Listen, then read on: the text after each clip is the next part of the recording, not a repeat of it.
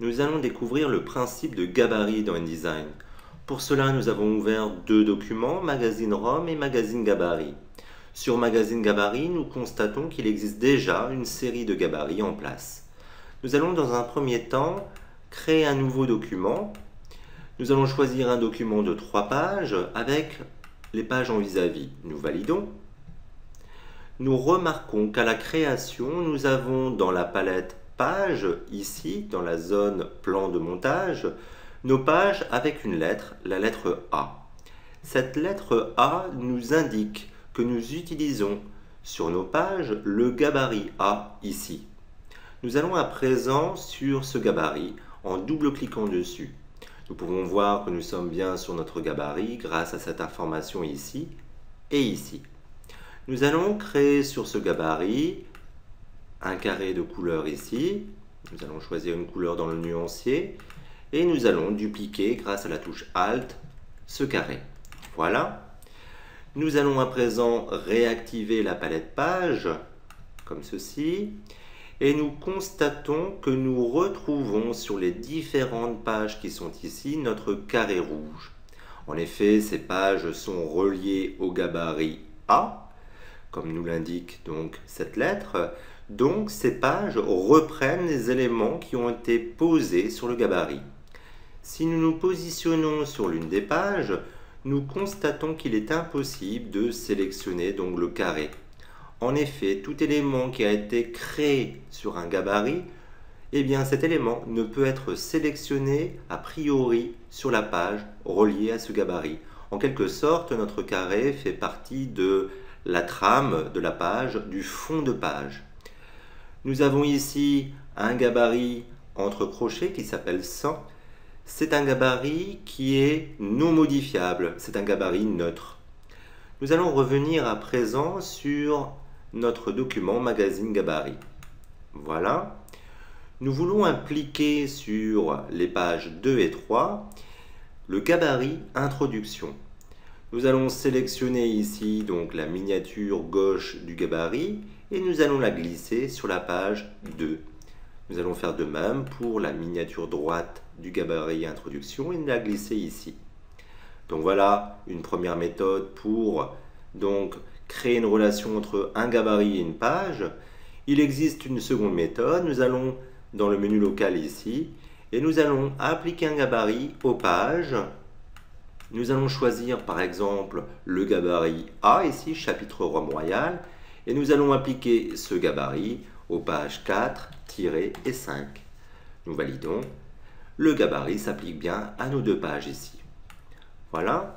Nous voulons à présent créer de nouvelles pages. Nous allons donc dans un premier temps prendre ici le gabarit 100 pour créer donc une double page neutre. Et après cette double page, nous voulons donc créer de nouvelles pages. Nous pouvons le faire très simplement en prenant ici donc un gabarit. Nous allons prendre celui-ci. Nous allons le glisser à la suite ici. Automatiquement, deux pages sont générées. Nous pouvons également faire cette opération par le menu local, insérer des pages, et nous avons ici la possibilité donc d'insérer des pages à partir d'un gabarit. Nous allons annuler cette opération. Nous allons nous positionner sur le gabarit Rome royal. Voilà. Nous allons sur ce gabarit créer différents blocs texte, un ici, un second ici, voilà. Nous allons diviser ce bloc texte en 2 colonnes, donc nous allons utiliser le raccourci clavier CTRL-D, 2 colonnes, 4 mm de gouttière. Nous allons à présent cliquer ici sur le carré de sortie pour créer un bloc ici chaîné, voilà. Nous allons agrandir ce bloc et également le diviser en 4 colonnes, comme ceci, avec 4 mm de gouttière. Voilà. Nous allons à présent sélectionner l'ensemble des blocs, les copier, et nous allons les coller sur les différents gabarits. Nous allons sur Page, nous allons ici sur le gabarit La République et nous voulons donc coller nos blocs texte à la bonne position. Pour cela, nous allons faire Édition, Coller sur place. Voilà. Même opération ici pour le gabarit L'Empire. Édition, Coller sur place. Voilà. Nous allons à présent donc créer de nouvelles pages à partir de ces gabarits. Nous voulons par exemple appliquer donc le gabarit Rome royal sur la page 6, 7.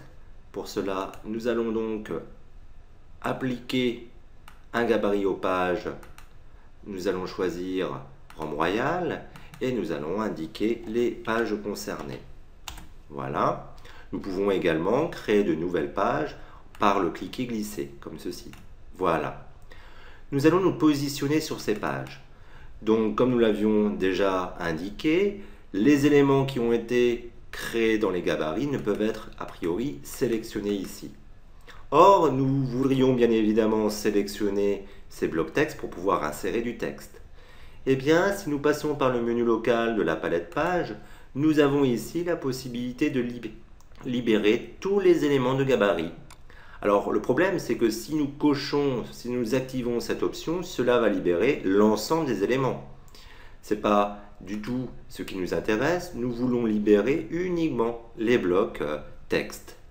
Eh bien, pour libérer les blocs, nous avons la possibilité de le faire par un raccourci clavier. Nous allons appuyer sur la touche CTRL et la touche SHIFT de notre clavier et cliquer sur le bloc. Automatiquement, les blocs sont libérés. Nous pouvons donc à présent insérer notre texte comme ceci par exemple.